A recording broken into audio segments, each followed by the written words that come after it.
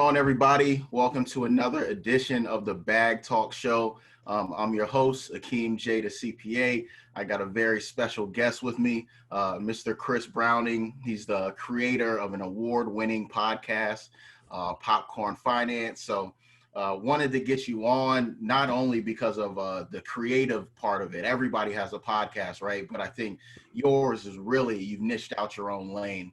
And I think it's one, clever, and two, right on time for the generation that we're working with now. And I know you got some other things going on as well. So we're going to talk about that too. So I hope y'all enjoy the show. I know we're going to get a bunch of gems here and a bunch of inspiration on what you've been able to do and the success you've been able to achieve. So first and foremost, truly appreciate your time, brother. I know time is the most valuable asset, and that you taking some minutes to spend with me, I definitely appreciate it. Oh no, I mean, more than happy to. I appreciate the invite. It's always good to talk and catch up with new people, man, and talk about what's going on right now. Dope. All right, cool. So let's just start out. If you could give the folks that don't know you a little introduction to you and your background. Yeah. So thanks for the introduction already, man. I really appreciate it. My name is Chris Browning. I host a podcast called Popcorn Finance. It's a short form show where I discuss finance and about the time it takes to make a bag of popcorns. That's the whole premise behind the show. Super short episodes. Try to keep it as tight as I can because I know we're all busy. We all have things to do. We got limited time. We're probably, juggling 100 other different things. So money's scary enough. So I figure, hey, why not give you something about finance in a quick package? That way you can pick it up and learn a little something and gain some confidence along the way. So that was the whole idea and premise behind this. And for me, my background started out, didn't know anything about finance, and went into college as an art major. Ended up realizing it wasn't for me, and just by chance was taking a finance class, and that's what got me kind of started on my journey to learn more about this. Yeah. All right, no doubt. All right, so let's talk about kind of background. What got you into personal finance? Like what made it a priority in your life? Did you grow up? Were your parents all about personal finance growing up? Did you kind of have to learn it on your own? How'd that go for you? No, we didn't talk about money at all growing up. My parents were like, you worry about school. That's your job. So we weren't having to sit down at the table discussing their budget or anything like that. But my mom was always in the finance space. She was an accountant, ran a finance department for the local school district where we lived. And so she wanted me to get into finance and into accounting more specifically. But I was like, that sounds horrible. That's for you. I'm going to figure out something else. And like I was mentioning earlier, I went into college as an art major because I really didn't know what I wanted to do. But I was in an art program when I was in high school. And my dream was I was going to work for Pixar. That's what I was like, I want to be a part of that process of making those movies. So I get to college, not really knowing what I was doing and not realizing that they're not going to just give you a job at Pixar and say, go ahead and help us create the next movie. You got to learn all the foundational pieces of art to even get to that point. Yeah. I get there and I'm taking a bunch of classes that I was like, no, this is not for me. I don't know what I got myself into. And school I went to, they had, everyone has their list of general education classes, and finance, like a general finance class, happened to be one. So I just took it because it fit in my schedule. Sounded kind of interesting. Realized there was a lot of stuff I didn't know. I had no idea about any of these really crucial topics that they don't teach you anywhere else. If I wouldn't have taken this class, I would have never been exposed to any of this. And I was already like, you know what? I think I don't want to be an art major. This was really fascinating.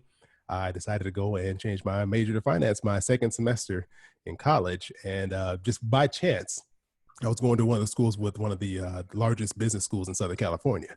I didn't know. It was just by chance. So ended up being part of a really great business program there.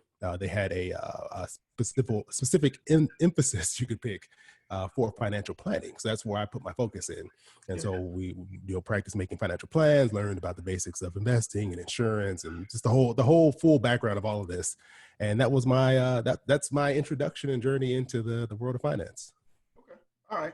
Good deal. So started with something and realized you wanted to do something else. All right. So how long after, what was kind of your career path after, you switched your major? What would you go into next after schooling? So I graduated in 2010. So right, we were feeling the effects of the recession. So 2008 hit, stuff started going downhill, and we're all just hopeful maybe by the time we graduate, things will be a little bit better. It wasn't. And so I was like, all right, this is going to be harder than I thought. I was working at a bank I was working as a banker and then like a teller supervisor for a while. So I got my investment licenses while I was there, and just realized I did not enjoy it. It was really heavy on sales. It wasn't, I won't name the bank because I don't want to say they didn't care about people, but they Right. didn't. And it was all about how can we push this next product on the next person here? We don't care if they need this or not. You have a quota you need to hit. You need to get this. And that started to show me, okay, this is not the world I want to be in, at least in this area. And when I graduated, I wanted to become a financial planner, but there was not very many opportunities at the time. And the places that were offering me positions, it was, again, the same thing, just straight sales. Like, hey, make a list of everybody you know, and we're going to run through those people until we build you up a client base. And I was like, this is not what I want. So to my mom's joy, I ended up getting an accounting job at a school district right out of college. I was like, I can't believe this. Well, I shouldn't say right out of college. It was maybe about a year and a half that I spent looking for something else other than this type of work. And that's what was just available at the time. And that's kind of where I stayed for a while. I worked in accounting and managing payroll departments for 7 years out of college. And during that time, that's when I developed Popcorn Finance, because I really wanted to teach personal finance. That's what I was excited about, because I knew how much it meant to me. The fact that I got to learn all the stuff that was so important and crucial. And I was just fortunate to be in a place where I could learn these things. And so I was like, well, what can I do? I still need to pay the bills. I still got to eat. What can I do to still kind of, move forward in my passion? And I'm a big podcast listener. I live out here in Southern California. All we do is drive. You spend hours a day in the car, and I listen to a ton of podcasts. And so I was like, why not make a podcast? Yeah. Why not use this as my way of teaching people about personal finance? And that's kind of how the whole process started. Okay. All right. Dope. All right. So I definitely know that struggle of working an accounting job and you're just itching to do something else and feel part of the greater world. Okay. Yeah. All right. So what was like the beginning process of starting the podcast? Like, how did you run out? You had to get the microphones and all that stuff. Like, what were the struggles of creating the podcast? Like, what were the beginning stages like for those folks that are out there thinking about doing a podcast? Yeah, for me, it was a trial and error type of journey. And really, I came up with the idea 3 years before I ever actually launched the show, because I was just so nervous about starting this project. I was like, what if it sucks? What if people say you're horrible? What are you talking about? Why'd you even make this? All those doubts and fears roll through your mind. And I was like, I think I like the idea, but I'll just hold on to this. I still got a job. But I would tell my friends and my wife about it, and they'd be like, this is a good idea. You should do it. And I was like, I guess.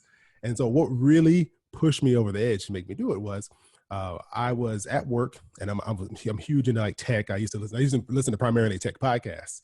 Yeah. And so there was a tech site I was on called The Verge, and they were like, hey, there's this new app called Anchor. You can start a podcast from your phone. You hop in and give it a try. Here's our test. And I was like, well, I guess I could try this. I was like, there's no costs. Right. It wasn't going to hurt, and no one's probably going to listen to it anyways. So I downloaded it on my phone, and during my lunch breaks at work, I would go sit in my car, I would make notes, and then I would record episodes. Because back then, it's completely different from what it looks like now. Back then, it was almost like a social network. It was almost like audio Instagram stories. You would record audio. You could record it in chunks. You could add little music clips, things like that. And it would live on their app for 24 hours, and then it would disappear. And you would just kind of do that over and over. And people could respond. You could respond back to them with your voice. You could take their responses and put it in your recording, all this stuff. So it was it was an interesting little setup. And the great thing about it was nobody heard the first month of what I was doing, because there was no way to save it. And it wasn't until maybe a little over a month into the process of using the app that they updated it and allowed you to actually submit a feed to Apple Podcasts and all the other platforms. And then that's when my show officially started. That's like the first episode you can find is something that was maybe like a month and a half in. And that was like the very beginnings of how I got the show off the ground. Okay. All right. Cool. What's funny is that's how I got comfortable with public speaking. I thought to myself, nobody's listening to me anyway. So that's funny that you say that. All right, cool. And that's crazy that I just got introduced to Anchor not too long ago. So it's interesting to hear, like, you were one of the, I don't want to say first people, but you were one of the first people, like when Anchor came out, to really give it a shot and, see what it's about. So that's interesting. Okay. All right. So what happened with, when did it start growing, right? When did people start listening to it? You're like, all right, I might have something here. How the growth process start to work? So once it became a real show and people could actually find it, it was very slow. And so that's the thing I tell a lot of people. Most people, when they start a podcast, it is a slow journey. It's that there's very few fortunate people who are not already celebrities who start a podcast and then it takes off. You're going to be talking to a small handful of people for a very long period of time as you build the show up. And so for me, that's how it went. Started the show, and I remember being excited when I would get 400 downloads in a month. I'm like, oh man, look at this growth. Look at all these people listening to the show. And what it was it gave me an opportunity to kind of experiment and find my voice and style with the show. Because for me, I'm a huge believer in, with any creative project, but if we're just sticking to podcasts, you have to try things out. You don't know, like it's very hard to just come out with the perfect finished product. Try number one. You're going to be out there trying different ideas, changing up the format, changing up your topics, refining your voice until you figure out what works for you. And even to this day, I've been doing the show now for a little over 3 years now. Even now, I will change things about the show because I'll figure out, you learn what you're interested in, what people are interested in, and what works. And so you just got to be open to constantly tweaking it and accepting feedback when you get it and making changes to improve the show. So that, for me, that's what it was. It was a lot of refining the show and changing the format. So the whole premise was for it to be short, but I was making episodes that were 20 minutes long. And people were like, what are you doing? Like, my brother was like, man, you're burning the popcorn. It was like, I never cooked popcorn that long in my life. And so I was like, okay, I got to do something about this. And so it was through learning and putting together the best product. And what I found was the best help in growing the show. It was two main things I'd say. The number one was being so focused on the content and making it the best I could and putting everything into every episode I was putting out, even though if it was like, this isn't that big of a deal, but it's like, hey, let me put my all into this and see how good this can be, because that's your best selling point is the product. You may be able to, Right. advertise like crazy, spend all this money on Facebook ads and Instagram ads and get people to come to your show. But if it sucks, they're going to leave. They're like, listen to the first 5 minutes. Like, you know what? I'm done. I'll never come back to this again. And so I think that's why it is so key to put everything you can into the product, into what you're doing, because that's what's going to get people to come back again and again. And it's just trial and error. And I'd say the second thing after that would be really networking, connecting with other people in the space. And that was probably, along with the show, working on improving it every time I put out an episode, networking was huge, because I was able to bring on other people onto the show. They would invite me onto their show, and you're sharing audiences. And what I found, especially in the finance space with like bloggers and podcasters, everyone's really open to working together and collaborating on different things. And on top of the fact that you're getting exposure to different groups of people, like people are coming, you're bringing people in to see your show, and then you're also bringing your audience to the people that you have on as your guests. On top of that, you're getting different voices in. And so it added variety to the show. People weren't just stuck listening to me all the time. They had the opportunity to listen to other people with different backgrounds, different opinions, different thoughts, different skills. And to me, that just makes it even better when it's not all about me. It's about what we're all doing to provide the best information to the people listening. Yep. OPK, other people's knowledge. Yeah. Definitely. Okay. Would you say there was a point where you got like a big break where you were like, oh man, this is going to be the moment where it changes, or was it just like a steady growth process? What I learned over time is that, well, at least for me and probably for most people, there's not typically one thing that is just going to make you blow up. You may get an opportunity that puts you in front of the right people, that causes that exposure. But for most people, it's a bunch of small things you're doing that are slowly bringing in an audience and helping it grow. And so for me, I thought, like, if I got on a big publication, excuse me, if I got, see, I'm getting dry here. If I got on, if I made it into this paper or this website, or if I got on this show, those would all just make the show explode. But what it is that not everyone, just because you appear somewhere, not everyone's going to follow you and come over and just now become a fan of your stuff. You may get a few people. And the key was that now that you're growing your audience slowly, it's now acknowledging those new people coming in, appreciating them, and seeing what they want and what will help make them want to come back show after show. Because I had an opportunity to do video segments with like Cheddar or with Yahoo, and all those things were great, fun experiences. But it didn't all of a sudden take what I was doing and make it, front page on every site, and my listenership triple. That never happened. It was always, okay, here's a new opportunity. What I learned from this, what context can I make to, continue to grow and bring in different guests and voices onto the show. And then you just use all those little things to build and grow upon what you're doing. Because the whole time, I never all of a sudden like woke up and my listeners like tripled or quadrupled. It was always, it was a little bit better the next month than it was the month before, and just kind of keep adding on that as you go. Yeah. Okay. No doubt. All right. So let's talk about like monetizing the podcast and the business. How did that come about? So for me, the biggest thing I've been doing is it's been through sponsorships on the show.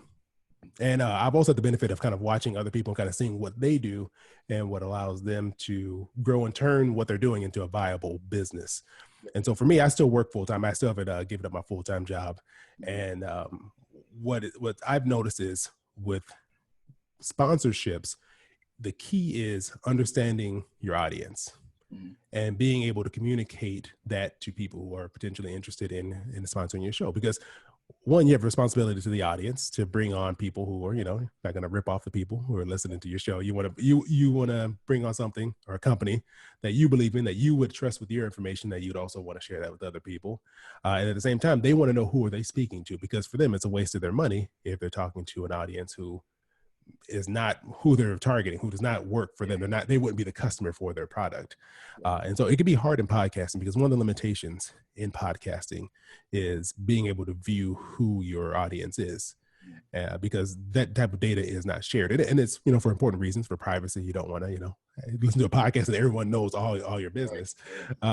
So what you do is you can just speak to your audience. I think that's why it's so key to stay in communication with the people who listen to your show. And so for me, I use Instagram for that. That's like the platform I use the most, where I get feedback from people, know what they're thinking, see what topics they're interested in, and also get to know what they want out of the people I would bring on the show as a sponsor or as a guest.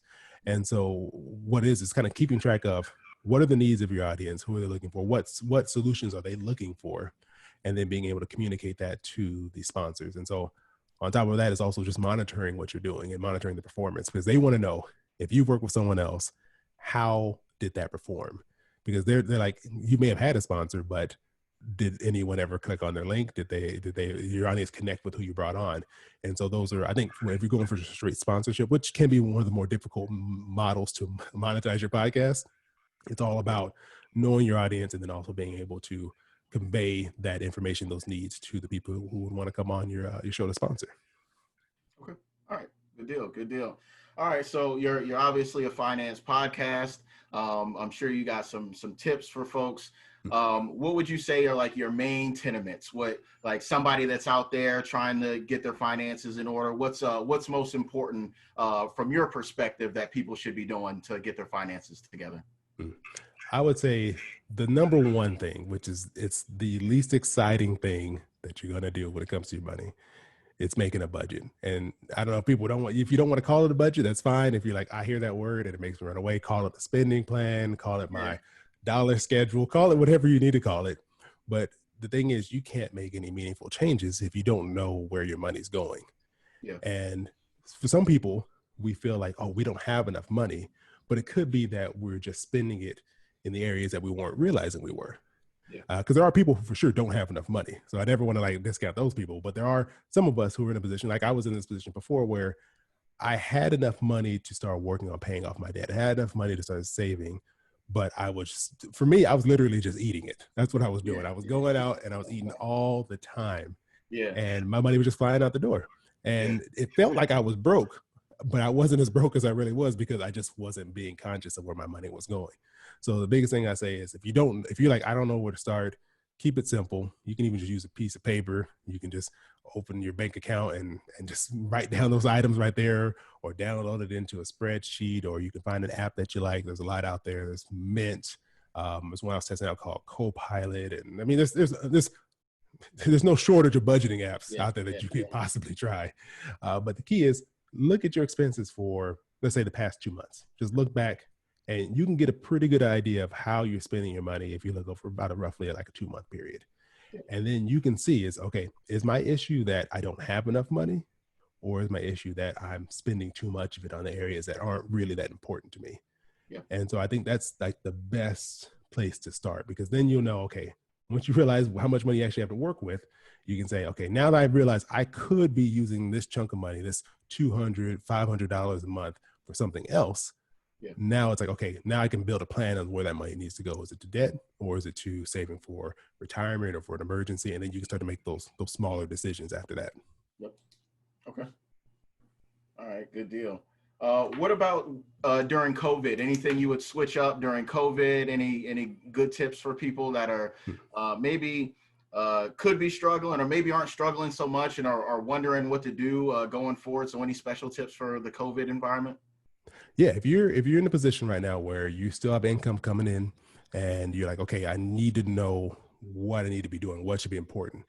To me, I'm all about safety and security first and foremost. You want to make sure that if something goes down, if you lose your job, if the situation drastically changes on you, that you're not going to be out on the street, that you're not going to have to make these very hard, difficult decisions on the spot.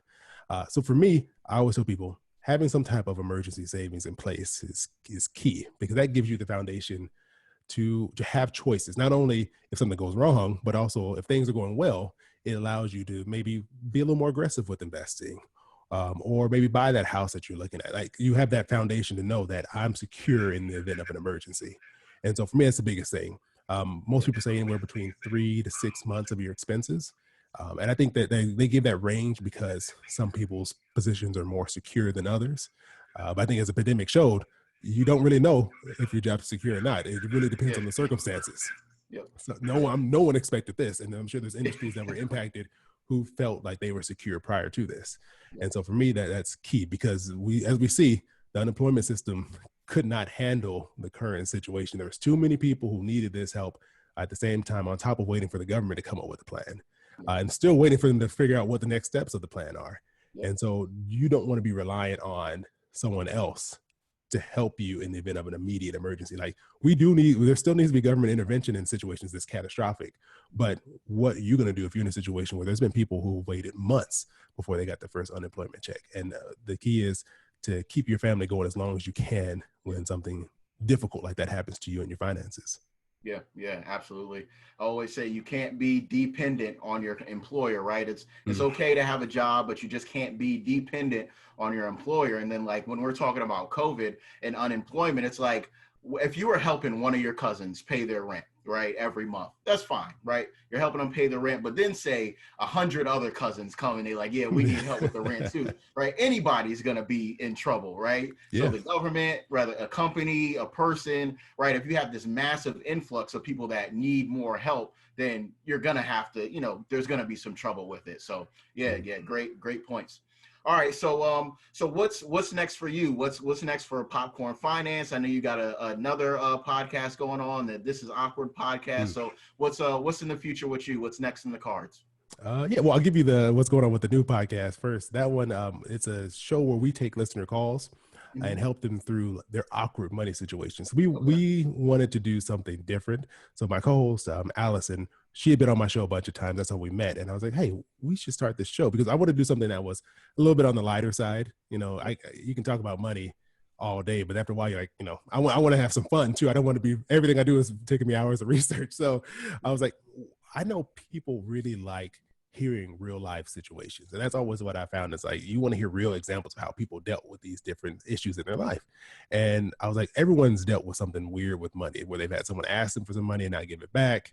Someone tries to tell you how to spend your money. Everyone has these awkward situations. And so that's what we do. We let people call in, and then they let us know what awkward money situation they're dealing with. And then we'll talk through that situation. We'll give them our experience.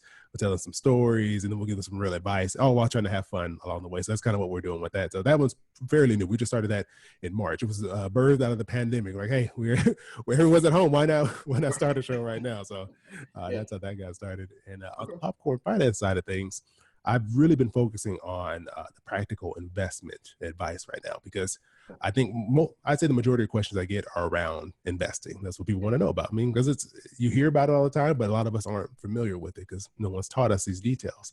And so for me, I've been going through and I've been wanting to break down the different aspects of investing, whether it's what is a stock, what is a bond, how does a 401k plan work, what does it mean to think about my investments ethically.